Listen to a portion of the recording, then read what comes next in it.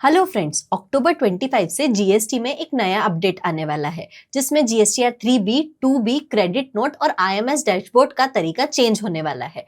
अगर आप जीएसटी भरते हो या फिर आप अकाउंटेंट हो तो ये वीडियो आपके लिए सुपर इंपॉर्टेंट होने वाला है, क्योंकि आज के इस वीडियो में हम देखने वाले हैं क्या चेंजेस आए हैं और उन चेंजेस को लेके हमें कैसे प्रिपेयर रहना है। तो बिना देर किए लेट्स गेट स्टार्टेड। सबसे पहले बात करते हैं सबसे पहले चेंज की, जो है आईएमएस डैशबोर्ड का। अब आपका आईएमएस डैशबोर्ड और भी ज्यादा एक्टिव होने वाला है। मतलब अभी तक वो इनवॉइसेस जिन पर आप कोई एक्शन नहीं लेते थे वो डीम्ड एक्सेप्टेड मानी जाती थी, लेकिन अब ऐसा नहीं होगा। अक्टूबर 25 से आपको हर इनवॉइस पर एक्शन लेना होगा, तभी आपका जीएसटीआर 2B जनरेट होगा। अब तक क्या होता था, जब भी आप 3B फाइल करते थे तो जीएसटीआर 2B ऑटो जनरेट हो जाता था और 3B में जीएसटीआर 2B की इंफॉर्मेशन ऑटो पॉपुलेट हो जाती थी।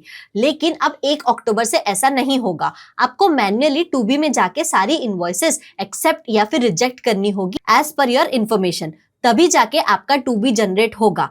पहले क्या होता था, 3B का प्रोसेस बहुत ही सिंपल था। जीएसटीआर 1 से सेल्स आ गया, 2B से आईटीसी आ गया और सिंपली आपने 3B फाइल कर दिया। लेकिन अब ये सिंपल प्रोसेस हटा दिया गया है। अब आपको 2B जनरेट करने के लिए सबसे पहले आईएमएस डैशबोर्ड पर जाके अपनी इनवॉइसेस एक्सेप्ट और रिजेक्ट करनी पड़ेगी। मतलब अब एक और कंप्लायंस बढ़ गया है। तो दोस्तों, नए प्रोविजन के हिसाब से अब आपको हर इनवॉइस पर काम करना पड़ेगा, तभी आपका सही आईटीसी क्लेम होगा और सही तरीके से रिटर्न फाइल होगा।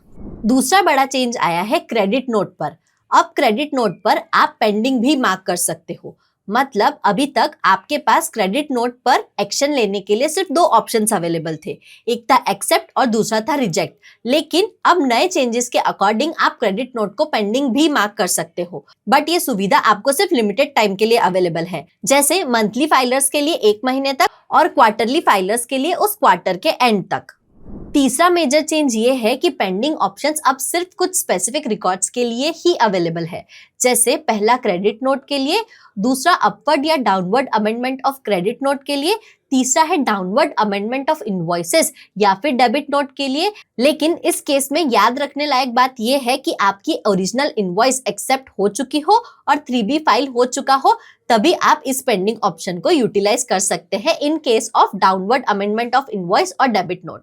चौथा चेंज ये आया है कि आईटीसी रिवर्सल अब और भी ज्यादा फ्लेक्सिबल हो गया है। मतलब अब रेसिपिएंट कितना आईटीसी रिवर्स करना है वो चूज कर सकता है। फॉर एग्जाम्पल, अगर क्रेडिट नोट ₹15,000 का है लेकिन रेसिपिएंट ने सिर्फ ₹9,000 का ही आईटीसी अवेल किया है, तो वो इजीली आईएमएस डैशबोर्ड पर जाकर ₹6,000 का आईटीसी रिवर्स कर सकता है। अब आप जीएसटी पोर्टल पर अपने रिजेक्ट या पेंडिंग एक्शन के साथ में अपने रिमार्क्स भी सेव कर सकते हो, जिससे आपके सप्लायर को पता चलेगा कि वो पर्टिकुलर इनवॉइस आपने क्यों रिजेक्ट किया है या फिर क्यों पेंडिंग किया है। इस चेंज से फ्यूचर में भी बहुत ही ज्यादा ट्रांसपेरेंसी रहेगी और आपके सप्लायर के बीच में मिसकम्युनिकेशन होने के चांसेस कम हो जाएंगे।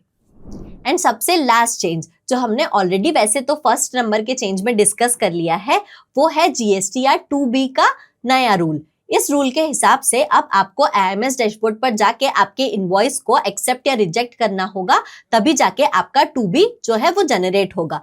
अब कोई भी इनवॉइसेस डीम्ड एक्सेप्ट नहीं होगी। तो दोस्तों, जब कोई भी इनवॉइस डीम्ड एक्सेप्ट नहीं होगी तो आपको आईएमएस डैशबोर्ड पर जाना होगा और हर इनवॉइस को इंडिविजुअली चेक करना होगा और उसके बाद ही आपका 2B जनरेट होगा। 2B जनरेट होने पर ही काम खत्म नहीं होता है। 2B जनरेट होने के बाद एक बहुत ही इंपॉर्टेंट टास्क होता है 2B को बुक से मैच करना। ये टास्क बहुत ही ज्यादा कॉम्प्लिकेटेड और टाइम कंज्यूमिंग होता है, जिसमें मोस्ट ऑफ द बिजनेसमैन का टाइम जाता है। लेकिन अगर आप इस टास्क को ऑटोमेट करें तो ये आपका टाइम तो सेव करेगा ही, साथ आपकी एक्यूरेसी और ट्रांसपेरेंसी को भी बढ़ाएगा। मैं जीएसटीआर 2B का रिकंसिलेशन अपनी बुक्स के साथ कैसे करती हूँ, आइए देखते हैं। मैं अपने सॉफ्टवेयर के डैशबोर्ड पर जाऊंगी। यहाँ पर नीचे मुझे जीएसटी रिपोर्ट का ऑप्शन दिखेगा, जहां पर मुझे 2 ऑप्शंस दिखेंगे। एक होगा जीएसटीआर 1 सेल्स रिपोर्ट, दूसरा होगा जीएसटीआर 2B परचेज रिपोर्ट। मैं simply GSTR 2B purchase report पर क्लिक करूंगी तो मेरी ऐसी स्क्रीन ओपन हो जाएगी। यहाँ पर मैं पीरियड सिलेक्ट करूंगी। सपोज मैंने पीरियड सिलेक्ट किया जुलाई और मैं कंटिन्यू पर क्लिक करूंगी एंड सिंपली मुझे रिकंसाइल नाउ पर क्लिक करना है। रिकंसाइल नाउ पर क्लिक करने के बाद मेरी एक ऐसी स्क्रीन ओपन हो जाएगी जो मेरी रिकंसिलिएशन समरी दिखाएगी। इसके साथ ही ये मुझे रिकंसिलिएशन स्टेटस भी दिखाएगी।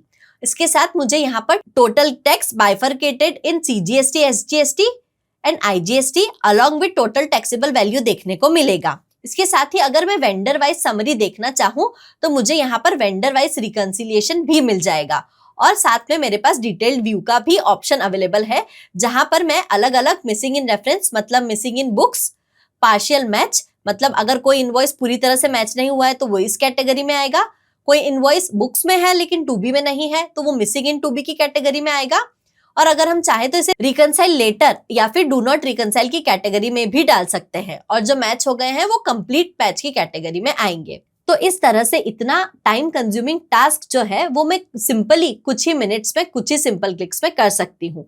अगर आप भी अपना टास्क इजी बनाना चाहते हैं और ये सॉफ्टवेयर यूज करना चाहते हैं तो इसकी लिंक हमने डिस्क्रिप्शन में दी है। इनका फ्री डेमो भी है तो आप ये जरूर ट्राई करें। तो दोस्तों ये था हमारा डिस्कशन उन चेंजेस पर जो अक्टूबर 2025 से आ रहे हैं। तो आप प्रिपेयर रहिए और अपने IMS डैशबोर्ड को टाइमली चेक करना शुरू कर दीजिए। इसके साथ ही अगर इस टॉपिक से रिलेटेड आपके कोई क्वेश्चंस है या आप हमें कोई सजेशंस देना चाहते हैं तो नीचे कमेंट में बताएं। Thank you.